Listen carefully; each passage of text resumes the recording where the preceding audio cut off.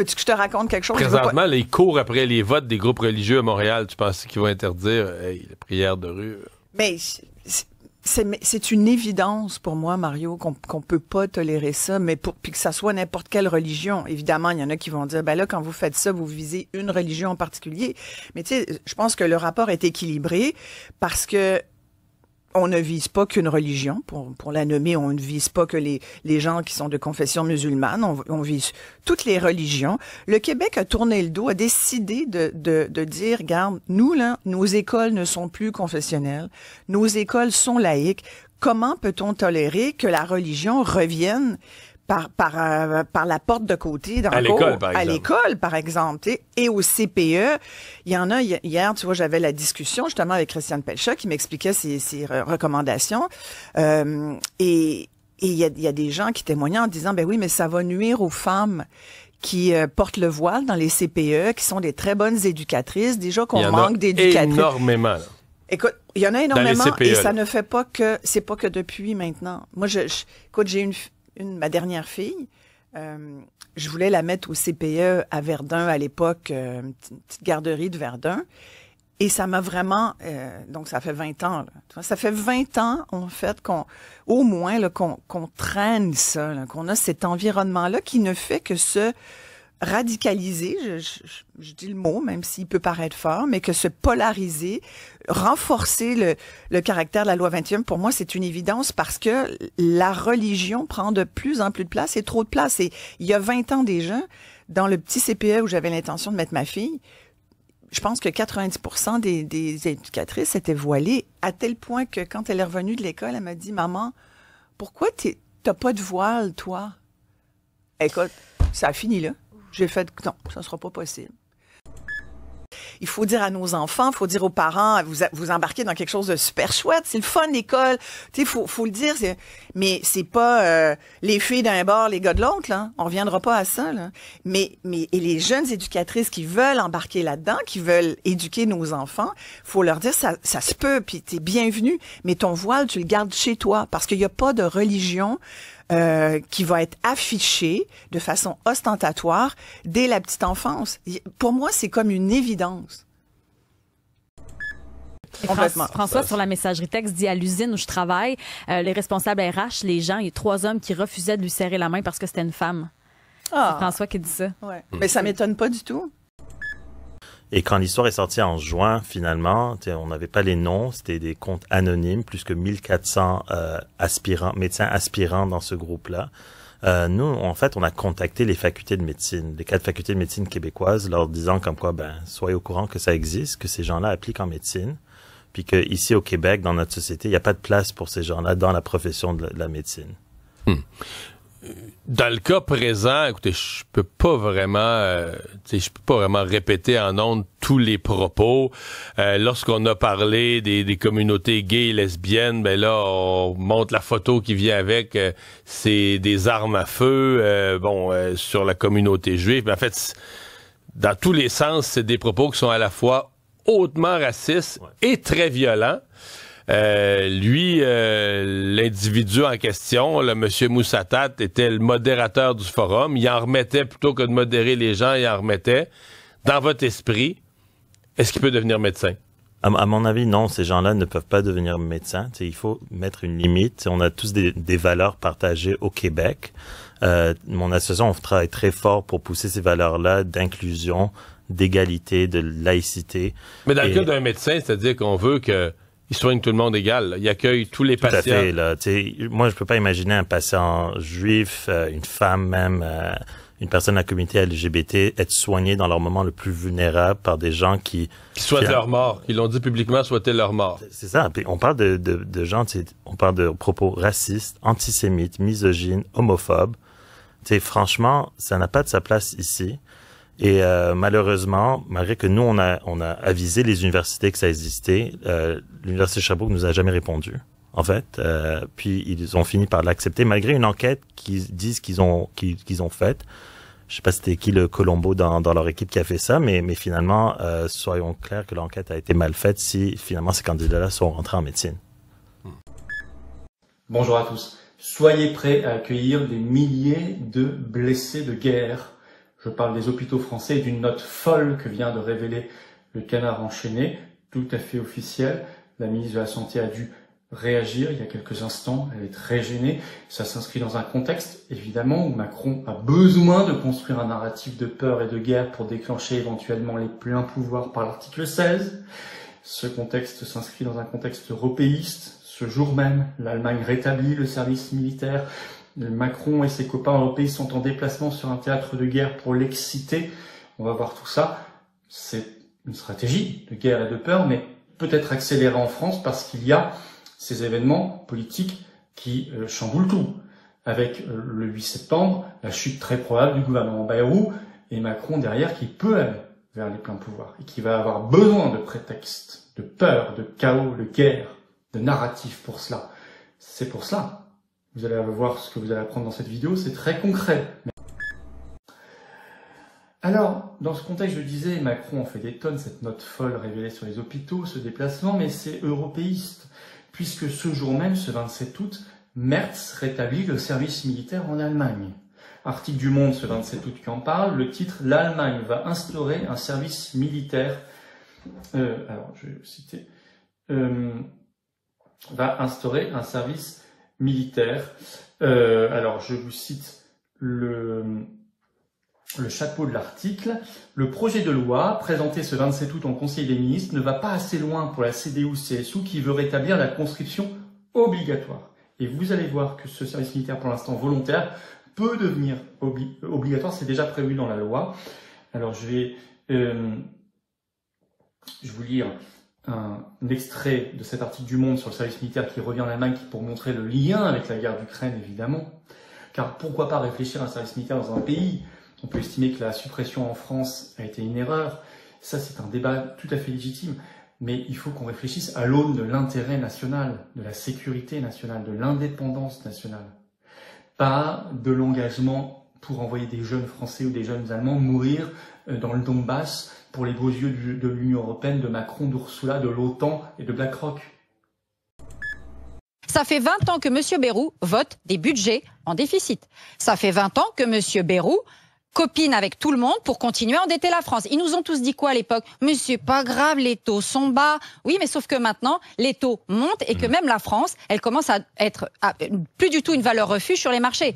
La dette française n'est plus une valeur refuge. Les gens préfèrent acheter de la dette grecque, et oui, de la dette portugaise, et oui, de la dette italienne. Et pourtant, ils sont plus endettés sur leur PIB, mais sauf qu'eux, ils sont sur une trajectoire beaucoup plus positive. La Grèce et Chypre, qui étaient au fond du trou il y a 15 ans, ils s'en sortent mieux, même s'ils restent endettés. Les marchés ont plus confiance en eux. Alors maintenant que M. Bayrou nous explique sa petite stratégie, moi je vais vous lire ce que nous disait le 8 juin. Longtemps, hein. Non, mais voilà, je vais juste vous expliquer. Parce que faut pas croire qu'hier il nous a fait un coup qui n'est pas une orchestration. Le 8 juin 2025, Amélie de Montchalin, qui est la ministre des Comptes publics, JDD, elle dit « Nous sommes au bout du système. Si nous ne faisons pas des choix importants, on ne sait pas lesquels, ce seront nos créanciers ou le FMI qui nous les imposeront.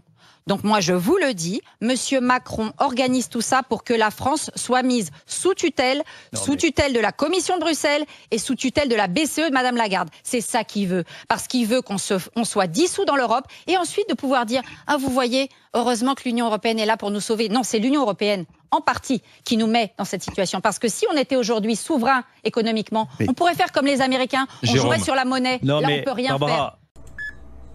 Attention, les intérêts de la dette. À chaque fois, en plus, Bercy se fout de nous.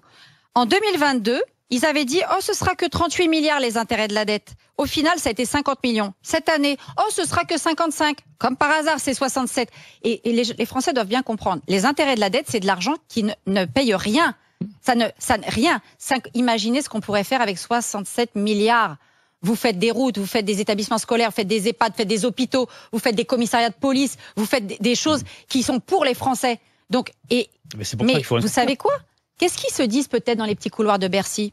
Oh les gars, 6 000 milliards d'épargne, les petits livrets A, les petits LDD, les petits PEL, un jour ou l'autre, si le FMI ou la BCE nous dit « Allez les gars, on y va, on ponctionne sur les comptes bancaires des Français, il y a 6 000 milliards sous la main. » Moi je le dis, si jamais c'est ça, nous, Jérôme, Emmanuel, toi, on n'a pas travaillé, pour mettre de l'argent de côté pour nos enfants, pour leur faire un patrimoine ou pour nous payer notre retraite, pour que ces guignolos qui nous ont ruinés viennent tout nous prendre parce que et ils nous diront quoi? Ah, on est désolé, c'est pas nous, mais c'est la BCE, c'est le FMI qui nous oblige et on finira comme les Grecs. Et les Grecs aujourd'hui, même encore maintenant s'ils remontent un peu, c'est difficile la vie aujourd'hui pour les Grecs. Donc on a vraiment intérêt à se réveiller, à secouer le cocotier et donc il n'y a qu'une seule solution, ce n'est pas la dissolution. La solution, c'est la démission d'Emmanuel Macron. Nicolas, bonjour. Phidias, combien gagnez-vous? Quel est votre salaire, vos dépenses? Très bien. D'ailleurs, j'ai fait une vidéo à ce sujet et elle a été vue, je crois, 200 millions de fois. Les gens sont donc très intéressés pour connaître des détails. Les gens se concentrent sur le salaire. Le salaire n'est pas le plus important. Je vais vous expliquer. Ils ont beaucoup d'autres avantages. Je reçois donc 8 000 € par mois comme salaire. Vous n'avez pas à payer d'impôts sur votre salaire?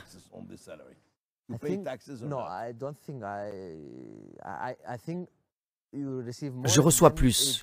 Puis, on nous enlève une partie et je reçois 8 000 € net après impôt. Pour chaque jour de présence ici, où je viens et je signe, je reçois 350 € par jour.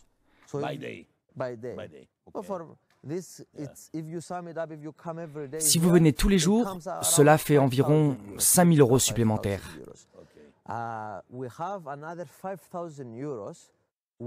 Nous avons 5 000 € supplémentaires qui sont destinés aux frais de bureau. Personne ne contrôle ces 5 000 €.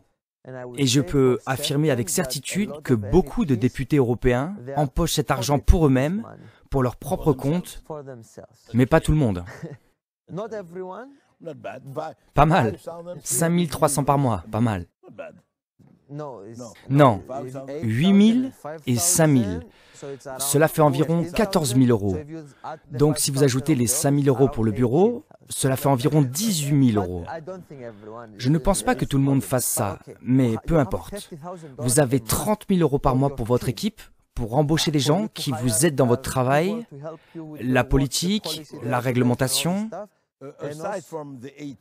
30 000 en plus?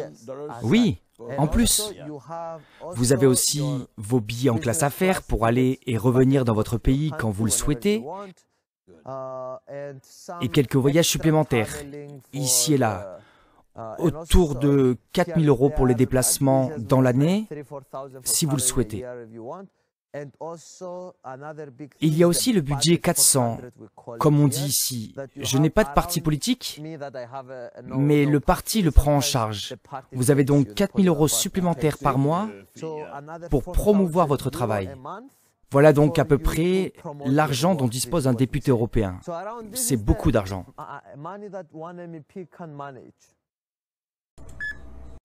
Il y a les 33 degrés de la maçonnerie, les 33 ans du Christ, on pourrait dire, ça revient au même. Tout à l'intérieur de la franc-maçonnerie procède d'une inversion des valeurs chrétiennes, au départ. C'est anti-chrétien. Anti-chrétien jusqu'au bout. Le 33e degré. Mon cher, mais là, vous risquez de vous faire démolir après l'émission, ça n'a pas de bon sens. Moi, parce qu'on sait une chose, oui. Je pense même le premier ministre du Canada, il est dans une des loges franc-maçonniques. Ils sont obligés de passer par là pour être dans le système politique international. Moi, je vais dire une chose, Richard. Si on prend les documents de 1940, oui. À l'exception du président Adams aux États-Unis, tous les présidents avaient et appartenaient à la franc-maçonnerie. À cette époque-là, 65% des sénateurs américains appartenaient à la franc-maçonnerie. Ils sont obligés d'y appartenir, sinon ils ne passent pas. Ben, les pères de la Constitution américaine, Jefferson, Benjamin Franklin, ils étaient tous des francs-maçons. Ils étaient tous des francs-maçons, ils étaient reliés avec les groupes comme Lafayette, Voltaire qui rencontrait en France, ainsi. The future totalitarian regimes, they no longer require electrified, barbed, wired fences. All they need is a phone and some QR code, a digital ID. And then they can do with you whatever they want. And that is scary. Des propos qui ne passent pas.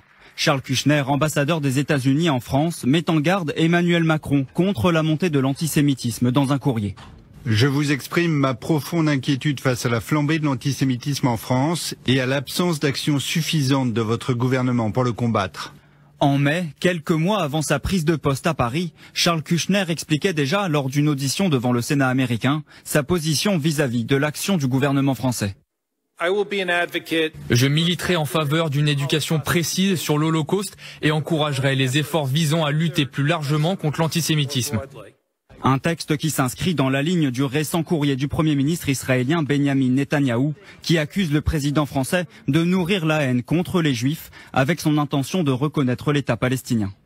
Emmanuel Macron alimente le feu antisémite en France. Je suis préoccupé par la montée alarmante de l'antisémitisme en France et par le manque d'action décisive du gouvernement de la France pour y faire face.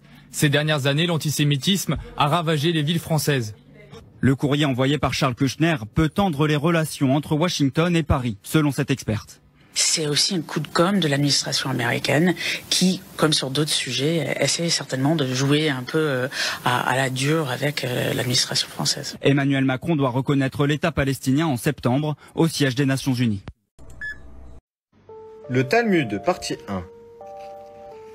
Seuls les Juifs sont humains. Les non-Juifs ne sont pas humains, mais du bétail. Tuer un non-Juif est comme tuer un animal sauvage. Un non-Juif qui frappe un Juif mérite la mort. Tu seras pur avec les purs, les Juifs, et pervers avec les pervers. Jéhovah créa les non-Juifs à forme humaine, afin que le Juif ne soit pas servi par une bête. Par conséquent, le non-Juif est un animal à forme humaine, condamné à servir le Juif jour et nuit. Un non-juif qui s'immisce dans la loi, le Talmud, est punissable de mort. Même le meilleur des non-juifs devra être tué. Transmettre quoi que ce soit à un non-juif sur notre religion équivaut à tuer tous les juifs, puisque si les goïms savaient ce que nous enseignons sur eux, ils nous tueraient ouvertement. Si un juif est appelé à expliquer quelques textes des livres rabbiniques, il devra n'en donner qu'une fausse explication. Quiconque violerait ce commandement sera mis à mort. Les Juifs doivent jurer faussement en utilisant le subterfuge des mots. Il ne faut jamais laisser un animal s'approcher des goïms. On les soupçonne d'avoir des rapports sexuels avec eux. Ne sauvez pas les goïms en danger de mort. No, what happened in October 7 was an Israeli setup. Everyone knows it. What? Look at him smile! It was an Israeli setup.